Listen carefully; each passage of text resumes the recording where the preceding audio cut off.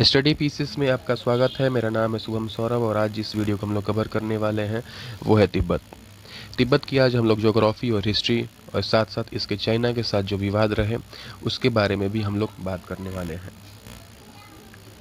तिब्बत एक आज़ाद देश रहा था, लेकिन उसकी आज़ादी विस्तारवादी नीतियों के प्रमुख माने जाने वाले माओ जेडोंग तथा कम्युनिस्ट पार्टी ऑफ चीन ने कब कुचल दिए यह तिब्बत को भी पता नहीं चला। तिब्बत को रूफ ऑफ द वर्ल्ड भी कहा जाता है और दुनिया की 40% से ज़्यादा आबादी को तिब्बत की झीलों और नदियों के द्वारा ही जल प्राप्त होता है।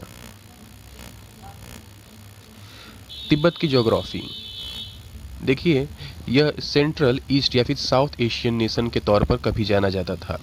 तिब्बत को, जैसा कि मैंने पहले ही बताया, रूप ऑफ द वर्ल्ड भी कहा जाता था, क्योंकि इसे सी लेवल से इसकी जो सबसे उच्चतम ऊंचाई है वो है 4950 और 6000 से लेकर 7000 मीटर तक की कई ऊंचाई वाले इसे माउंट एवरेस्ट जैसे माउंटेन आपको देखने को मिल सकते हैं।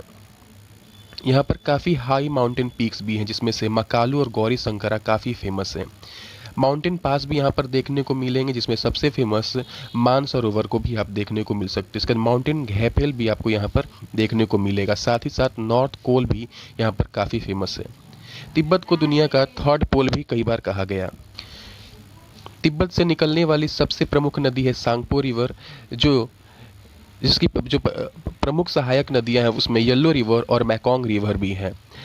इसके अलावा नामचा बारवा जो है वो डीपेस्ट और पॉसिबली सबसे longest canyon in the world के नाम से जाना जाता है।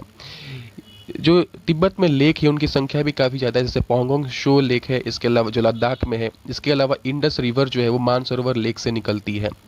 तकरीबन तिब्बत की आबादी 6 मिलियन के आसपास है। तिब्बत में कॉपर, लिथियम, गोल्ड और सिल्वर की प्रचुर मात्रा में उत्पत्ति देखी गई है। इसके बाद इसकी जो क्षेत्रफल है वो 1.2 मिलियन स्क्वायर किलोमीटर तक में फैला हुआ है।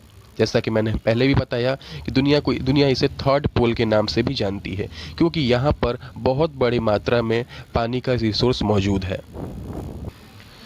अगर तिब्बत की फ्लैग की बात करें तो स्नो लायन फ्लैग के नाम से भी जाना जाता है। इसे अडॉप्ट किया गया था 1916 में। दलाई लामा जो तिब्बत में है उनके द्वारा 13वें दलाई लामा थे और यह 1951 तक वहाँ पर रहा। दलाई लामा और पंचेन लामा के बारे में हम आगे बात करने वाले हैं।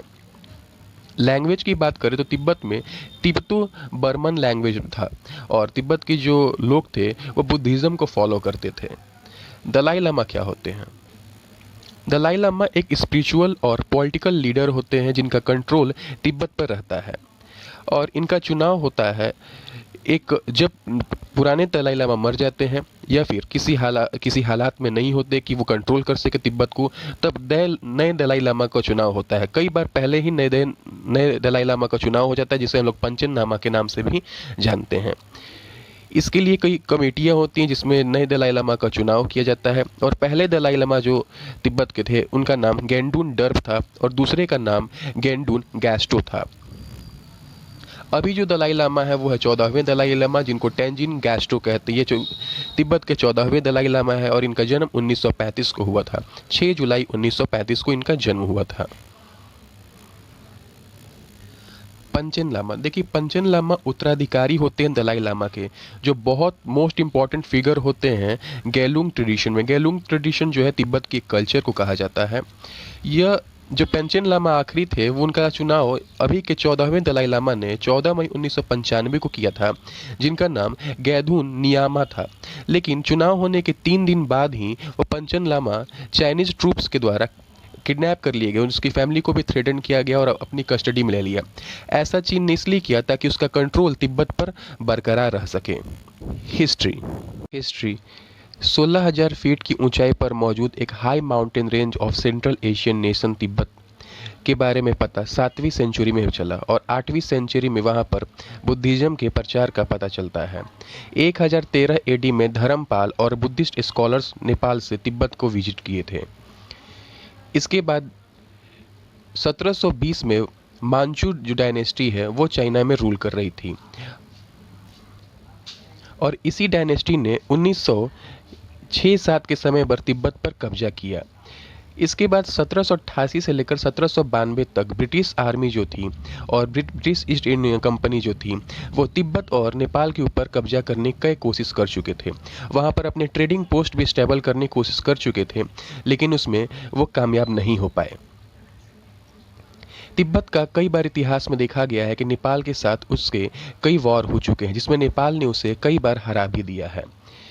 इसके अकॉर्डिंग नेपाल के साथ उनकी कुछ ट्रीटियां साइन हुई थी, जिसमें उन्हें हर साल नेपाल को 5,000 नेपाली रुपए देने होते थे, जिससे परेशान होकर के तिब्बत ने चीन की मदद ली और चीन के साथ मिलकर उन्होंने नेपाल को हराया ताकि उन्हें हर साल नेपाल को 5,000 रुपये न देने पड़े। इसके बाद चीन की मंशा सबको पता थी। 1906 से 1907 के बीच में चीन की जो मांचू रीजन जो थी उसने तिब्बत पर अपना धीरे धीरे कब्जा करना शुरू कर दिया और तिब्बत के यातुंग गैटसे और गोटक को अपने अधीन कर लिया। जो मांचू का रूल था वो 1912 तक रहा और उसके बाद तिब्बत एक बार फिर अपने सारे पोस्ट को आज़ाद करवा सकता था। लेकिन 1913 और 14 के समय में चीन और तिब्बत के बीच में भारत के शिमला में समझौते हुए, जिसके अनुसार तिब्बत का वह क्षेत्र जैसे कि यातुंग गाटसे और गोटक जो क्षेत्र थे उसे इनर तिब्बत का नाम दिया गया और वो चीन के सिंचुआन प्रोविंस के अंदर आया, और जो पार्ट पर चीन का कब्जा नहीं था उसे आउटर तिब्बत कहा गया और उस पर बुद्धिस्ट रिलीजन और दलाई लामा का कंट्रोल रहता। चीन को तिब्बत को यह ट्रीटी इसलिए भी साइन करनी पड़ी क्योंकि तिब्बत के बाद कोई भी चारा नहीं था और तिब्बत के लोग और तिब्बत के लामा यह मान रहे थे कि शायद इस ट्रीटी के बाद चीन अब तिब्बत की ओर अधिक अतिक्रमण नहीं करेगा। लेकिन सन 1933 में जब 13वें दलाई लामा की मौत होती है तो 14वें दलाई लामा को लेकर दोनों में कॉन्फ्लिक्ट एक बार फिर शुरू हो जाती है और चीन इसी का बहाना लेकर के तिब्बत पर हमला करता है और 1951 में उसे अपने अंदर अधीन करके अपने अंदर एक इंडिपेंडेंट स्टेट का नाम दे देता है। इसके बाद वहाँ पर धीरे धीरे वो अपने अधिकार को और अपनी पकड़ को मजबूत करने के लिए लैंड रिफॉर्म जो लॉस थे उसमें उसने कट करना शुरू किया और दलाई लामा के अधिकारों में भी उसने कुछ कमियां करनी शुरू कर दी, जिससे वहाँ पर डिसैटिस्फैक्शन की जो उग्र भावना थी वो उत्पन्न होने लगी। वहाँ के लोगों के अंदर चीन के प्रति जो धारणाएं थी वो विरोध के रूप में परिवर्तित होने लगी। 1956 से 1959 तक काफ़ी बड़े विद्रोह हुए, जिसे दबाने के लिए चीन ने कई तरीके के हथकंडे अपनाए। मास लेवल पर वहाँ पर मर्डर भी हुआ, जिसके हमें सबूत देखने को मिलते हैं। 1959 में जब फुल स्केल की ब्रेकआउट हुई ल्हासा में, तब वहाँ पर 10,000 से ज़्यादा लोग तिब्बतियंस मारे गए चाइनीज़ ब्रूटलिटी के अंदर, और 14वें दलाई लामा उसी बीच 80,000 तिब्बतियन के साथ भाग करके भारत में आ गए और आज 1.5 लाख से ज़्यादा तिब्बतियन का घर है भारत।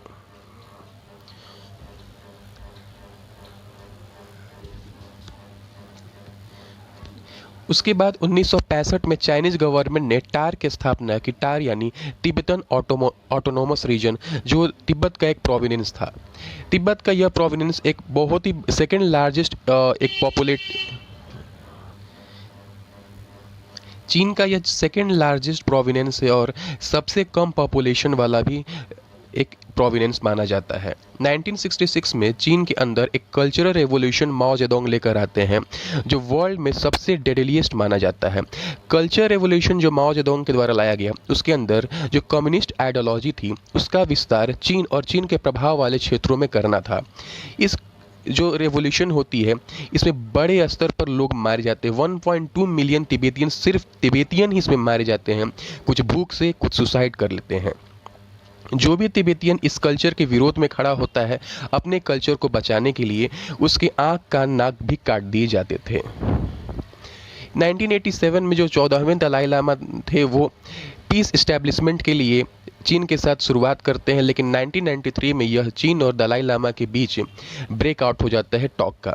इसके बाद 1988 में चाइना जो इम्पोज करता है मार्शियल लॉ, और 1989 में 14वें दलाई लामा को नोबेल प्राइज से अवार्ड दिया जाता है। फ्यूचर क्या है तिब्बत की? तिब्बत अब एक ऑटोनोमस रीजन बन के रह चुका है, वो कभी इंडिपेंडेंट नेशन नहीं बन सकता, ये एक बड़ी सच्चाई है। क्योंकि आज चीन जो है वो मिलिट्रली और इकोनॉमिकली काफ़ी स्ट्रॉन्ग कंट्री बन चुका है और ऐसे में इतिहास का तिब्बत जो एक आज़ाद मुल्क था अब वो एक देश बन जाए इसकी गारंटी नहीं ली जा सकती। इकोनॉमिक टाइम्स ने भी द सर्वाइवर के नाम से दलाई लामा को अपने फ्रंट पेज पर जगह दी थी। दलाई लामा भी इस बात को अब जान चुके हैं कि तिब्बत का अब कोई भविष्य नहीं एक इंडिपेंडेंट नेशन के तौर पर, इसलिए उन्होंने एक बार कहा भी, we are not seeking independence, we want China to give us meaningful autonomy, we want to remain with the people's republic of China. इसके अलावा ऑटो बायोग्राफी दलाई लामा के द्वारा लिखी गई है, फ्रीडम इन एग्जाइल, इसको आप पढ़ सकते हैं। और रिसेंट एक्टिविटी देखी तो आपको पता है कि कोविड-19 को लेकर के दुनिया भर के साथ चीन के संबंध बिगड़ चुके हैं और चीन की साख को कमज़ोर करने के लिए हाल ही के समय में $1 मिलियन का डायरेक्ट फंड दिया गया यूएसए गवर्नमेंट के द्वारा। भारत तिब्बत को सपोर्ट करता आया है लेकिन उस स्तर पर अभी तक कभी नहीं किया कि उसकी आज़ादी की जो मुहिम है उसमें उसने कभी भी प्रत्यक्ष तौर पर मदद नहीं किया। उम्मीद करता हूँ आपको ये वीडियो पसंद आया हो तो लाइक करिए, शेयर करिए, सब्सक्राइब करिए। अभी के लिए धन्यवाद।